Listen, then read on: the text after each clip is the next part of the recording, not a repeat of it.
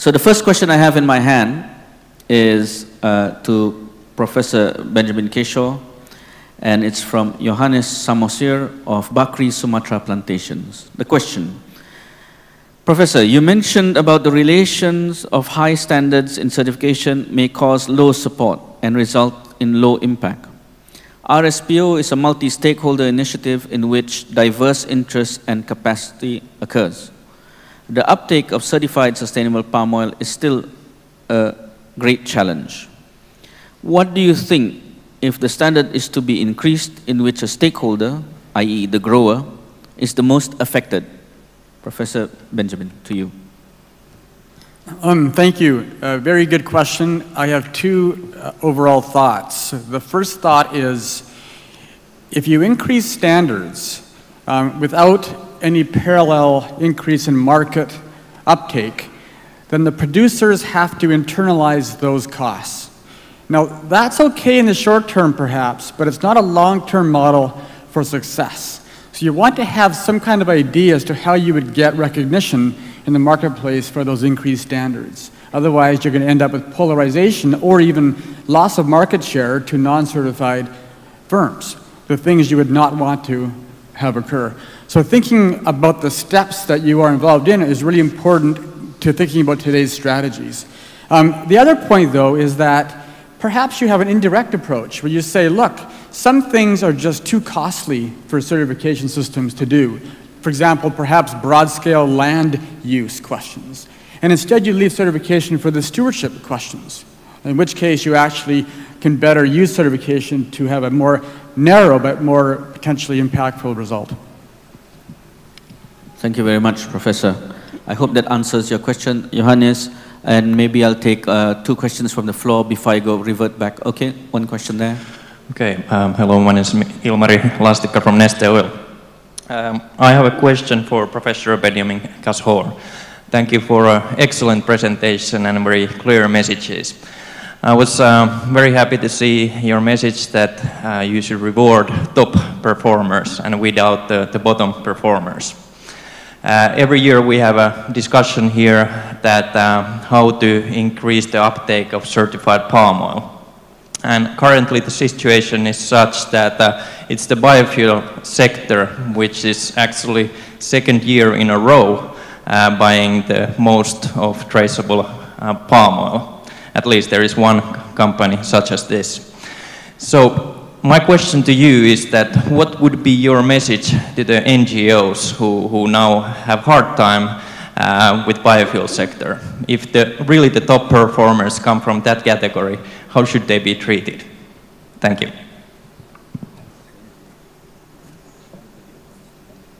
What would I advise NGOs? First of all, it's a really important question, and I'm going to have to punt on it in the sense that I gave you some broad themes, and I want to learn more about the specifics of the details of your question before I would advise beyond my general observations. But what I would say is that it isn't just NGOs. Every stakeholder tends to act on a very short-term basis when making choices about support for certification systems. And as stakeholders, be they firms or NGOs or government officials, look into the future, all of a sudden they see their interests colliding in a broader community around the problems we all care about. So the more we push out our thoughts about future pathways, the more we can collectively make decisions that are in our long-term interest. It's a very broad answer, but I wouldn't mind talking to you later about the more specifics. All right, one more question from the floor, and then I return back to the written questions. That one there, who's first? So that came up first, is it?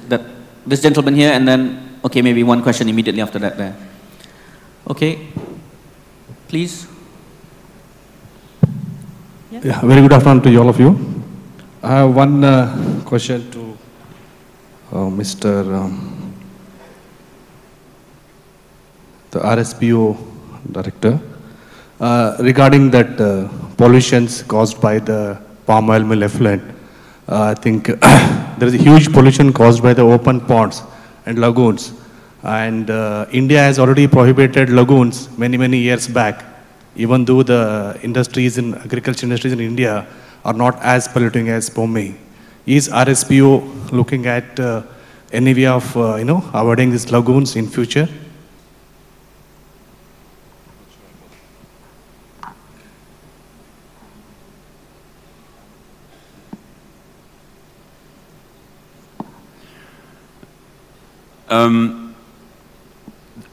There are quite a number of developments in how POMI can be dealt with. In the first breakout session on greenhouse gas, which I chaired yesterday morning, there was actually a remark from Faisal Parish that new design of mills, new technological design of mills can be such that mills no longer produce any effluent at all. And so it stands to reason that the guidance to the RSPO PNC will include more and more that either covering of lagoons or introduction of aerobic digesters is actually a better solution, a better management practice than just practicing open lagoons. And I think that the presentation from my neighbor here on my left made exactly that same point. Palm oil mill effluent contains very useful nutrients. You do not export any nutrients from no NP and K with your palm oil from the plantation. So why would you continue to buy tons and tons and tons of expensive fertilizer every year if you actually have a good opportunity to recycle your nutrients within your own plantation, thereby avoiding methane emissions from lagoons turning anaerobic? Thank you, Jan Kees. Just before that, I'm going to make a small comment. The RSPO standards as it stays is technological. It's neutral on technology. What we want to do is avoid pollution. So we have those criteria where you say don't pollute the waterways, don't pollute the environment, etc., etc. So if you have, in a perfect world, if you have a lagoon that's well managed and you don't do all these nasty things that people say it does, then you're fine according to RSPO standard. What the RSPO standard does not specifically address at the moment is the issue of GHG, the greenhouse gas emissions from those lagoons. But that's being discussed at this PNC review. Okay, so the next question comes from the gentleman at the back, and then I'm going to revert to questions from the written questions here. Gentleman at the back. Okay, thank you. My name is Anthony. I'm from Cargill. I'll have two questions, one to Mr. John Kees and the other one to Mr. San. Mr. Stan, you mentioned 15 to 20 metric tons of biocompost reapplied back to the field and no replacement for inorganic fertilizer, and you are, in your trials, you are getting a yield of 27 metric tons. We are applying 40 and I don't think we are getting anywhere close to that amount. So maybe you can help me there. For Dr. Kees, I was reading your media comment yesterday on the, I'm not sure whether you are able to answer this, on the ISPO, you are talking with ISPO, the Indonesian ISPO, whether if you are certified RSPO, is it automatically you are, RSPO certified and vice versa. How far down the road are you down with that, discussion with the authorities of ISPO? So, first of all, very rarely do I get the opportunity to have the Sec-Gen of RSPO on one hand and then the President on the other. So I had to share this, which was, there's an Indonesian saying which I was told, which is, if you're not at the table, you're on the menu. I would propose that we have, if you're not at the sustainable round table, then you're not on the menu. Okay, we'll leave that there. So to answer your question, first of all, it was not our study.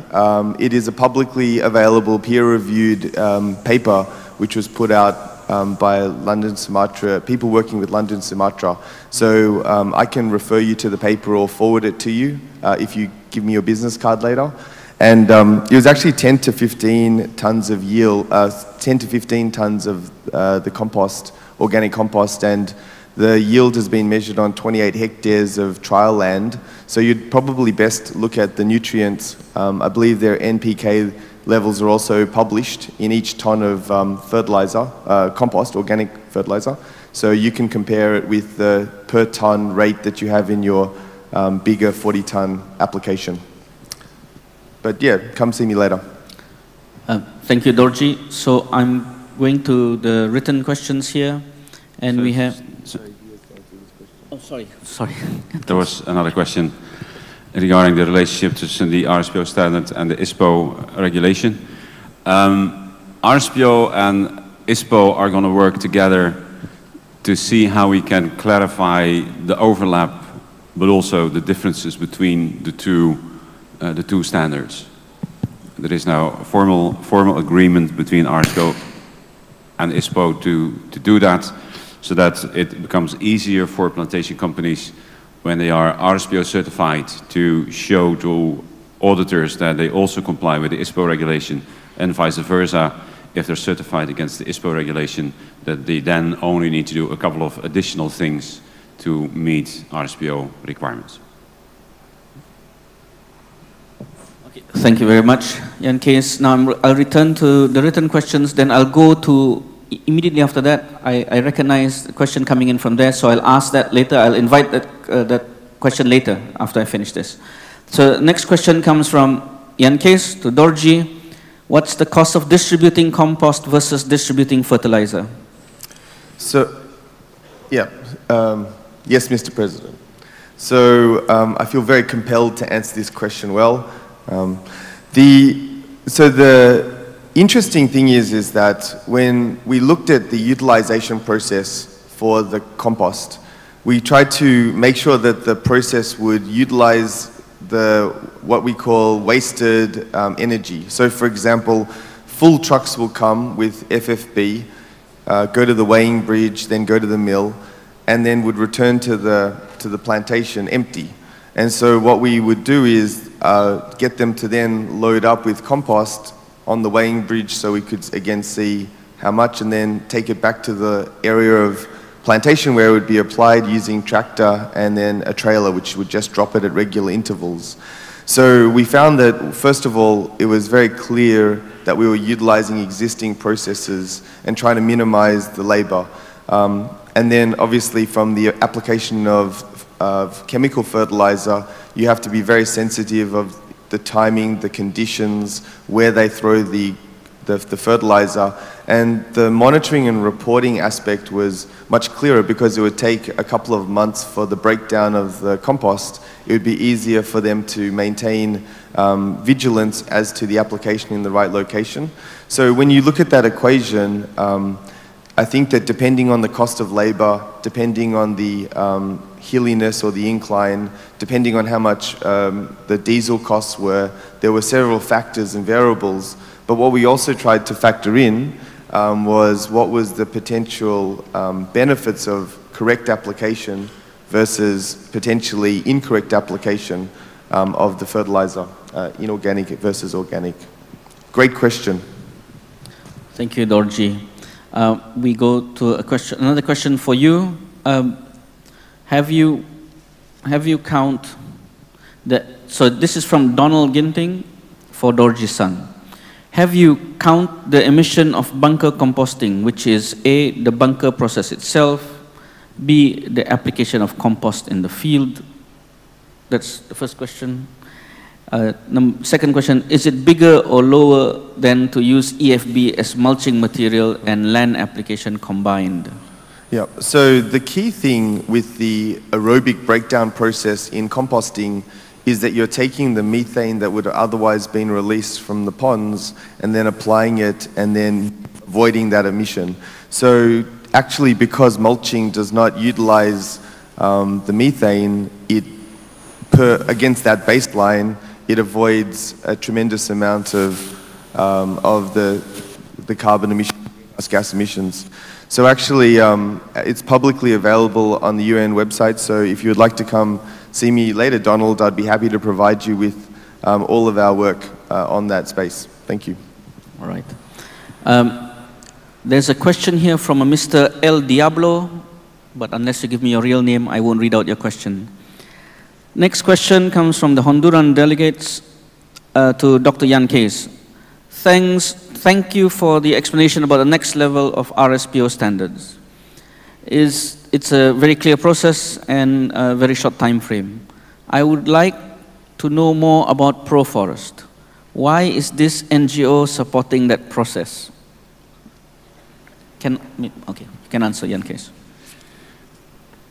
We pay them to do this. They are consultants, and we pay them handsomely, I have to say. So although at times perhaps they behave like an NGO, I can assure you that what we get from ProForest is objective and professional facilitation of this review process, just like they supported us and many other roundtable initiatives I can add in the development of the first set of PNCs that we did. Okay, we go back to the floor. We have maybe maximum 2 questions, so I am recognizing that person over there. And yeah, so one more at the back, and that's it. Okay, question from the lady on my right. Yeah, hi, my name is Susanne Kreuger from Greenpeace. I just had a question for Jan Kees Vis about the PNC review process.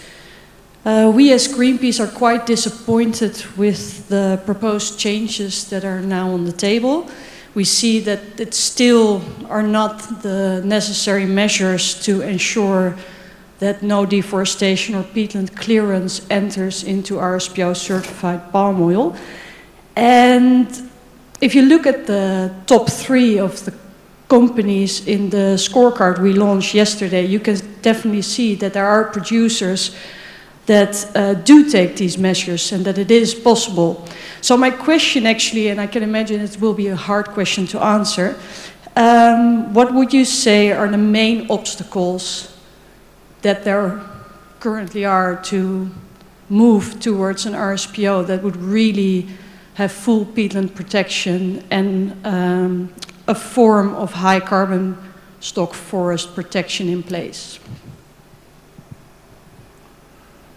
Thanks, Susanne. I'm personally not involved in the PNC review process, but I can offer a guess as to what makes it difficult to move that kind of level of commitment.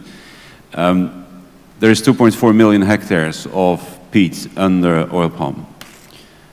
If we would ask producers to commit to abandon all that land, that will be a massive, massive destruction of capital and a massive destruction of labor and employment.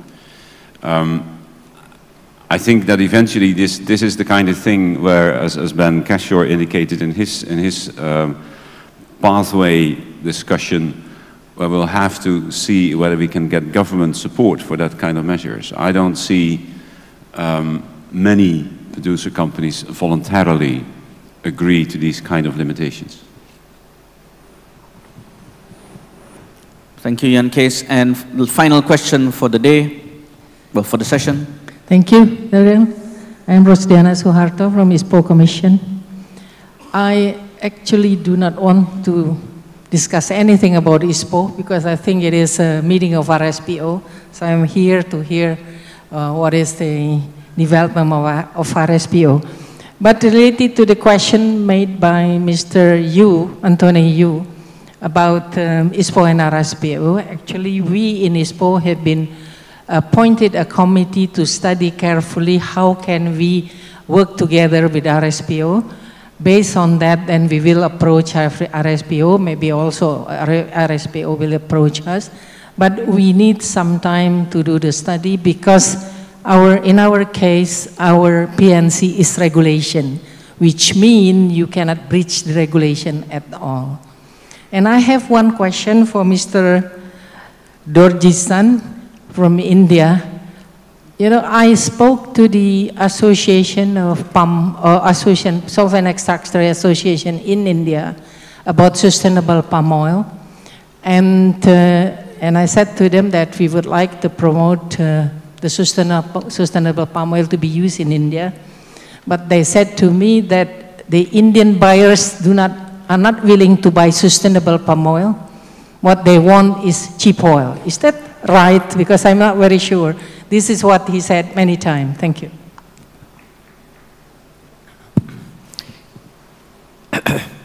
Sorry, I think the price is always an issue that I think even Chandran mentioned in the morning. That will always remain there. But I think with most of the MNCs who are already on board on RSPO, committing for CSPO, that will be the starting point. That's where we see as the starting point. And as I mentioned, I think more and more companies are